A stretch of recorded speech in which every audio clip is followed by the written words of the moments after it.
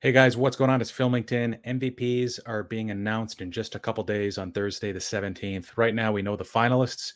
And in this video, we're going to talk about what we should be looking out for if there's any ability to kind of speculate. To be truthful, the MVPs are always going to be baked in if there is an expected winner. And in this case, in both leagues, I believe there are a couple expected winners, but it's a little bit deeper than that. And the placement 1 through 5 kind of matters a little bit as well. So we'll talk about that and we'll talk about kind of where my head's at with regards to where I think these players will place. So we're just going to shrink that down. And so again, surprises are not very common. We saw some close races in maybe 2019 between Trout and Bregman. That was separated by 20 points. Bellinger and Yelich that year separated by 45. I consider a close call if it's like under 50, especially under 25 points separating them. In 2017, Stanton and Votto. Stanton beat out Votto by just 2 points in the National League.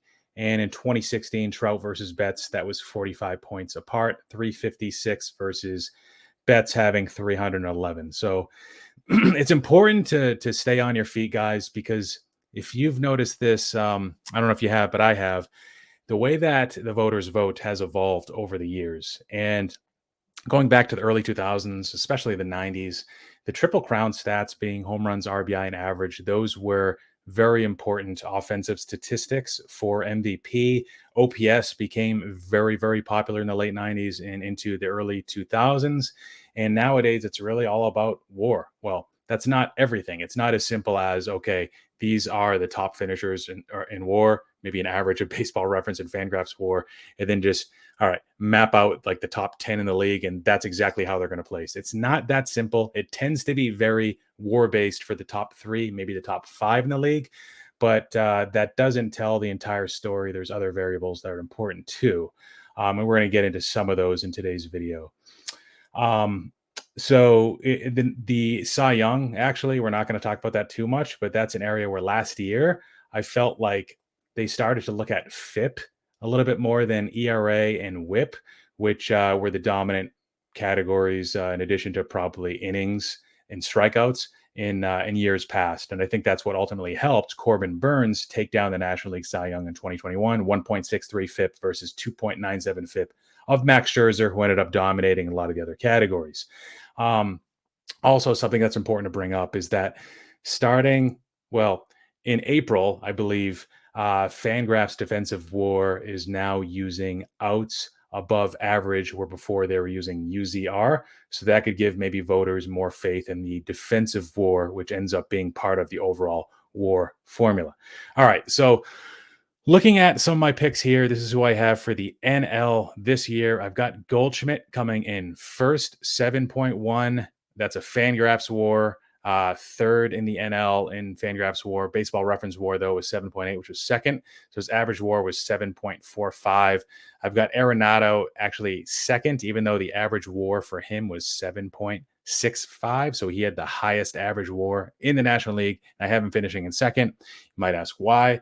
Well, you can't say anything about the team because they're both on the same team. But what you can say is that what I've noticed over the years is that there is a bias towards offensive stats. And that's why I have this weighted OBA here. So weighted OBA is basically the offensive component of Fangraphs WAR. So if you want to break it down, the WAR equation's got offensive runs, defensive runs, a positional adjustment, base runner or base running runs. And this is really the offensive runs or the offensive component of that Fangraphs WAR. So you can see here, Goldschmidt has quite a lead at 419 versus 381 with Arenado. If you were to look at WRC plus, that's a version of this formula that's actually ballpark adjusted. So again, same ballparks for these guys. So you'd still see Goldschmidt having quite a lead. So I think that this, given the offensive bias of the MVP award in years past, I think that will be enough to make Goldschmidt not just win, but win, I'm guessing, fairly easily. I don't think they'll be separated by 50 points. But having said that, nothing to take away from Arenado. I think he had a great year. 7.65 average WAR, great defensively. Believe he won another Gold Glove. Underneath that, I've got Machado trailing him. And of course, we already know that these guys finished 1 through 3, so there's really no surprises there. But I think Arenado has them edged out in the average WAR quite a bit. So where their weighted OBAs are basically the same. Freddie Freeman, I have fourth. So there's a lot of people out there that think that Austin Riley deserved to be in the top three. Some people even called for him to win it or finish top two. Personally, if you look at that average WAR, he's just too far behind. There's too much competition, and especially the Fangraphs WAR, it's lagging by quite a bit. So Fangraphs WAR rank was only 12. That's not going to get it done. That might get him in the top five. I think it helps that he was probably the best player on a team that won close to 100 games. So I think that helps. I think after like the 1 through 3, or even maybe 1 through 5, people are looking at those advanced stats. We're looking at weighted OBA, RC plus. They're looking at WAR, and I think after like the top three or after the top five, voters will kind of go through the list of like the top teams in the league and just making sure that who they believe is the best player in each of those teams is represented, which we'll see in the AL actually work out for who I have as number five. So Riley, top five, sure. Freddie Freeman, much higher weighted OBA versus Austin Riley, and I'm predicting that that's going to help him quite a bit. Austin Riley doesn't do much defensively, but he is helped out with that positional adjustment, being a third baseman, and that helps his defensive WAR be better than it would be if he was like a below average fielder in playing, I don't know, outfield, for instance, left field and right field, particularly don't have the best defensive adjustments. Actually, those are negative, I believe. All right, so that is it for the NL. Let's move on to the AL. Scroll over a little bit. So I've got Judge finishing first, and I think that this will be close to unanimous. I don't know if he's going to get all 30 first place votes, but I wouldn't be surprised if he gets at least 27, 28. A lot of people, in the hobby arguing that it should be close. Listen, like there's going to be a place for Otani next year. Um, be, the award's already baked in for Judge. And I also think that finishing second's baked in for Otani. So I don't think he's necessarily overvalued based on this. I think that that's quite impressive that he finished top 2 2 years in a row. Now with WAR, the offensive or the position players calculation of WAR, that model is very different from a pitcher. And what we've seen over the last 5-10 years is that MVP voters are looking at WAR as a dominant stat for MVP, but pitchers, with regards to Cy Young, they're not really looking at WAR yet. So that's an argument either in favor or against Otani in that this is his 9.4, which is the total of his, him being a DH and also him being a pitcher. So you're getting both of that. But the pitcher side of it, it's not very credible yet. So you could use that in your thinking to maybe bump him up or drop him down even more. I don't know. In addition to that, though, WAR doesn't account for an ability being able, a player being able to do two things, and basically you're allowing yourself as a team to save a roster spot. Otani is giving the Angels an ability to have an extra person, and that's not accounted for in WAR. That actually makes Otani more valuable than he is just based on looking at the WAR and some of his other contributions here. So I've got Judge first. Average WAR for him 11.05. We got Otani 9.5. We know Yordan Alvarez is going to finish in, well, presumably third. I think he's going to be a distant third. But I had that. That was my prediction before we saw the finalists. So I had those top three. Mike Trout.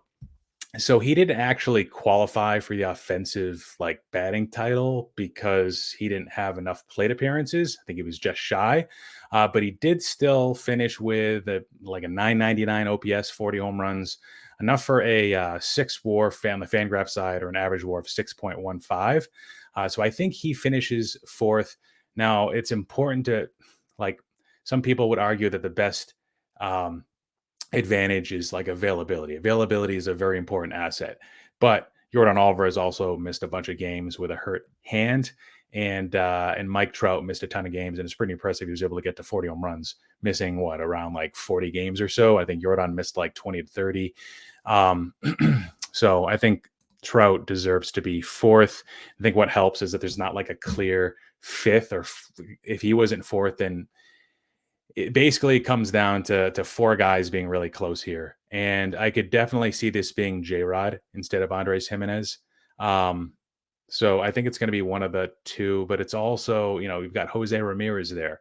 And there could be we talked about the voters picking like the best players on each of the best teams.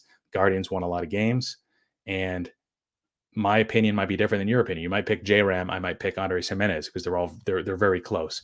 But because of that, because you're picking the best player in each team, Jordan Alvarez was already checked off for the Astros. So Jose Altuve, I don't think he finishes fifth. I think he's right in that kind of neighborhood, but I think he gets dropped down a bit because of Jordan Alvarez being on that same team. I do think that J Rod has a chance because he stands apart from most of the other players on the Mariners, especially if you were to look at average WAR. So Andres Jimenez, though, still, I mean, look at that. Sixth Fangraph WAR, third in Baseball Reference WAR, average WAR of 6.75. I don't know. I just think that J Rod might win this. Now, is it important? Is that going to help with his hobby? He already won American League Rookie of the Year, which was also, I would argue, baked in. Went 25-25 this year, had a great season. It's cool to see not just a rookie have a great season, but also finish top 5 in MVP. You can't say that for Acuna. You can't say that for Soto. With Acuna and Soto, they came up late, remember, so they missed some time. And Acuna did finish fifth, I believe, in 2019. But Tatis missed a bunch of time, or he would have probably been in top 5. So it's cool to have J Rod in the top 5. I don't think it's like a material thing that'll affect his value in a positive way per se. So definitely see a path for J Rod at number 5. So even though I've got Jimenez listed there, I might actually flip that. So what else is there to discuss? If, in my opinion, if some of these things are vastly different versus what I'm projecting them to be, then yeah, there could be some swings. I mean, with Austin Riley, to be honest, we talked about this a little bit, but he's a guy that has not had a season yet where he's been able to hit 40 home runs or have a 300 average, I don't believe, unless he did that last year. So Austin Riley, guys that have like 6 to 8% walk rates. We talk about WAR. Well, walks is a very, very important factor to get that WAR up, and weighted OBA as well, which feeds into WAR.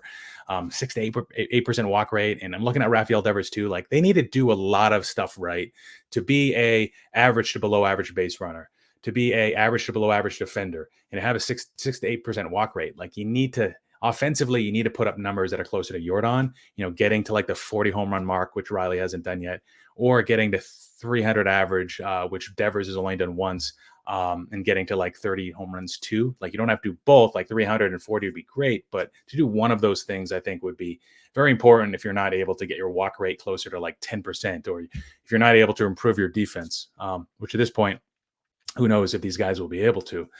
So that's something to keep in mind. Freddie Freeman fourth. I mean, I don't think he sees a bump. Arenado, Machado are a couple guys that are on a Hall of Fame trajectory. And you can say that with Goldschmidt as well, being a little bit older, right? But Arenado and Machado, I mean, at some point, you'd think that those guys would get a bump. Maybe Arenado first, because Machado there's a lot of people that just don't like him, that just don't want to collect him. They have their mind made up on him and what kind of a person he is. You could say similar stuff about Bryce Harper, which I think is turning that around a little bit. But yeah, I don't know. I don't think per se them finishing second or third will help their hobby values, but maybe in the future, people will look back and look at these seasons. It's not just about where they finish, but also, wow, they had average WAR seasons of at least 7. That's really good. A lot of people wrote off Arenado after he moved out of Colorado. Remember, this bottom line formula of WAR takes into account your ballpark. So where he got heavily discounted in the past for being in Coors Field, he's not getting that same treatment. So, and he's still putting up a good WAR. So that's good, I think. All right, what else is there? Jordan in the AL, I think he's one of the better holds, to be honest. Now, he already did get kind of a bump for the meaningful home runs he hit in the World Series. I don't think he's a buy, but I think he's going to come into next season as being considered the best and potentially most feared hitter in the game.